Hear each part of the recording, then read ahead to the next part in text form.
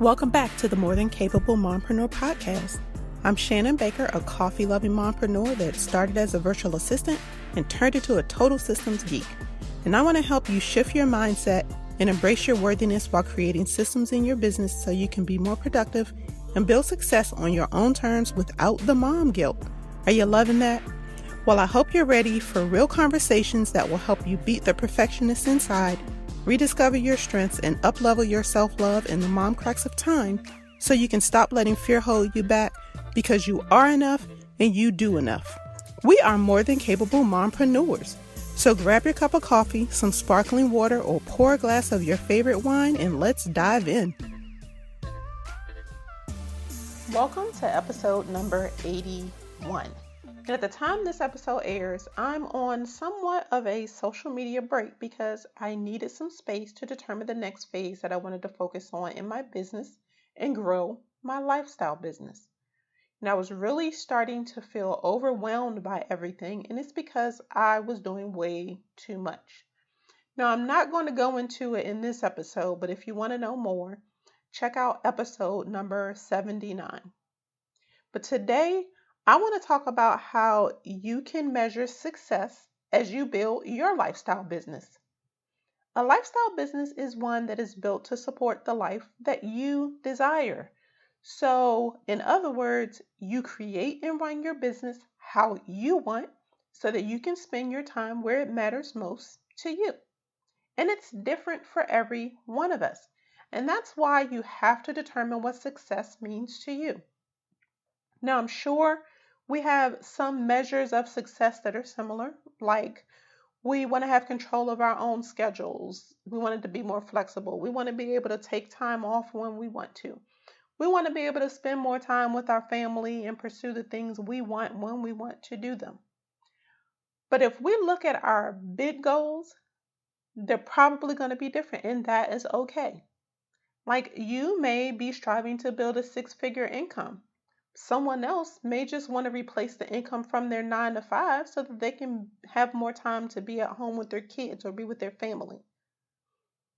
The bottom line is it's time for you to define your own success and achieve it based on your own rules. This is your business, so you need to be intentional about how you run it and how it supports your life. Again, it's supposed to be a lifestyle business. So this starts by ignoring what social media defines as success. Now, I know that's easier said than done, but that's why I'm going to share what I do to remind myself of what success means to me. And you can go through these same steps so that you can come to the same conclusion. And this is really important because the influence of social media is strong, whether we realize it or not. There will always be someone in your feed that seems to have more clients, more money, and more success, but this doesn't necessarily mean that they're happy. And you really don't know what's going on in their lives behind the scenes of those pretty pictures that they post. It's really easy to think, well, if I just had this, then I'm going to be happy. When you think this way, you're creating a pattern in your brain to seek out the next best thing. And let's be honest, in the time that we live in, there is always a new thing. So no matter how many things you create in your business, there's always going to be something else that you want to create because you feel like what you have is not good enough. So you have to start by changing how you measure success, and this begins with your mindset. So the first thing you need to do is remember why you started your business. And this needs to go deeper than just because you wanted a more flexible schedule and wanted to be able to work from anywhere with your laptop. So stop and think about why you really started this journey as a solo entrepreneur, because I know it wasn't so you could work 60 hours a week for yourself. So to help you get started with this thought process, I'm going to share some of my whys. One, I wanted to have time and space to take better care of myself, spiritually, emotionally, and physically. Now, I've already shared with you that I'm on a social media break right now. I was able to identify that I needed this break because of my morning routine. As I sat down and I evaluated what I needed, I realized I needed more quiet space and less noise from the world. And I absolutely love the space that I have right now, and my business is still growing without me showing up like I used to. But most importantly, I can get in my workouts and I can focus on my spiritual needs, which are way more important than being in Instagram stories or on Instagram posting 2 to 3 times a week, showing up on Facebook or anywhere else online for that matter. I decided I would stay connected with you each week though, which is why the podcast is my only priority, other than my clients, of course. My second why. I wanted to be able to spend quality time with my daughter and be able to help my family out when they needed me. Because of creating this lifestyle business, I was able to sit with my grandmother who was bedridden for years. But I spent so much time with her during the last several years of her life. I have wonderful memories even though she's no longer with me. I've been able to take my dad to physical therapy so my mom didn't have to do it all herself.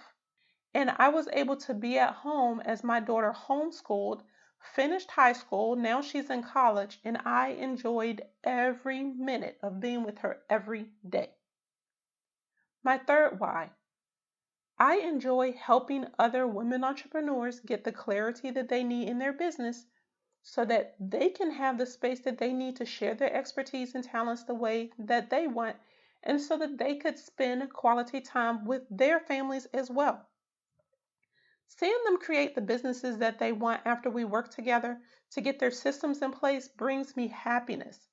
Yes, I could create a course or do group sessions to make more money, but I won't.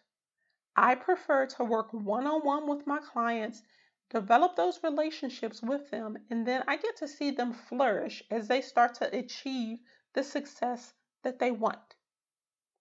Now, I know it's hard not to get caught up by all of the noise we see online and start, jumping on the trends.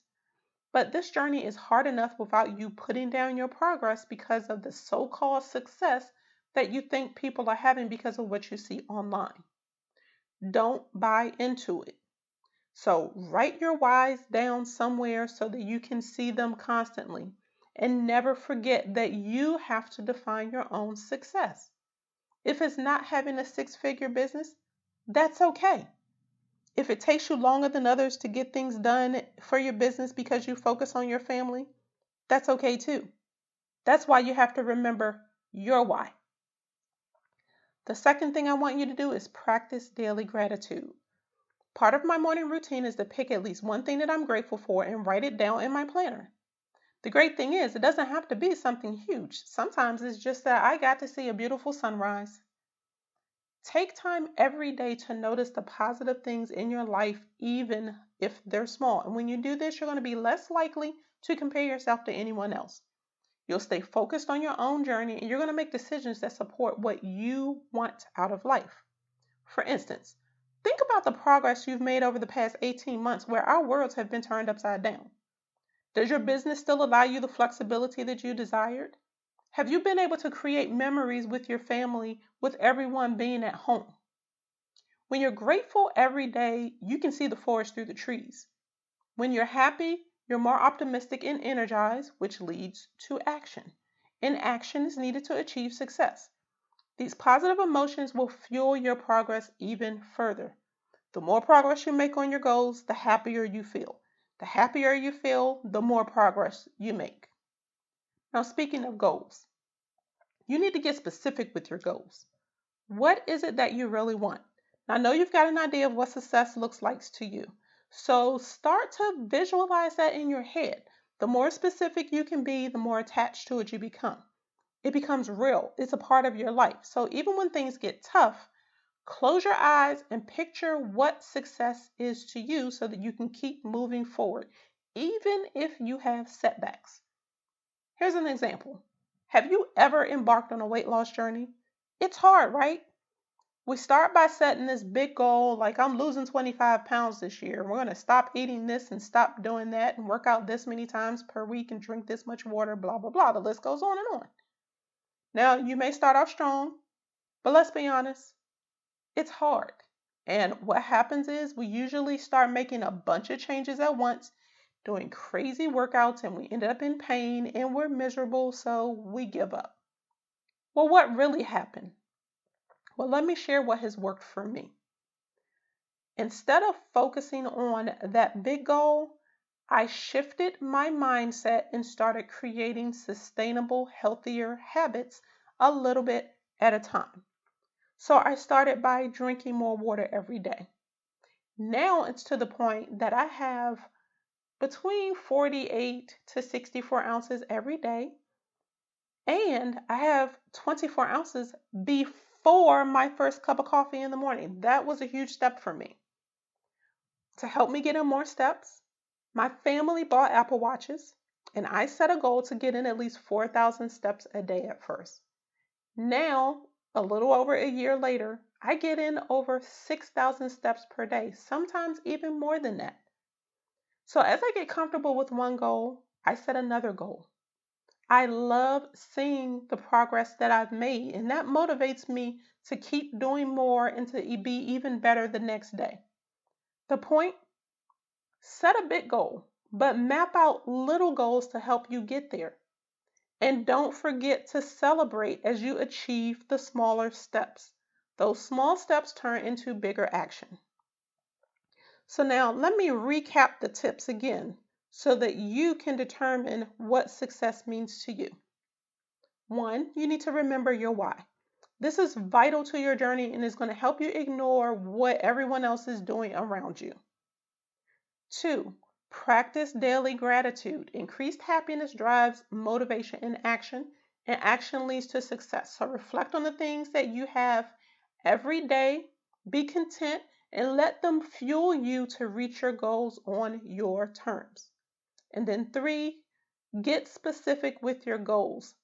Those small steps matter. So you want to take small steps to make things happen, and it's going to motivate you to get big results. This is your journey. So go at your own pace, celebrate along the way, and enjoy it. So now you know how to define what success means for your lifestyle business. The only thing that's left for you to do is to make it happen. And I know you can do this. And now is the time to do this. I hope that you're planning out not only for Q4, but also for Q1 2022. But in order for you to create a strategic plan that's going to work, you need clarity on what you want in your business and in your life because they work hand in hand.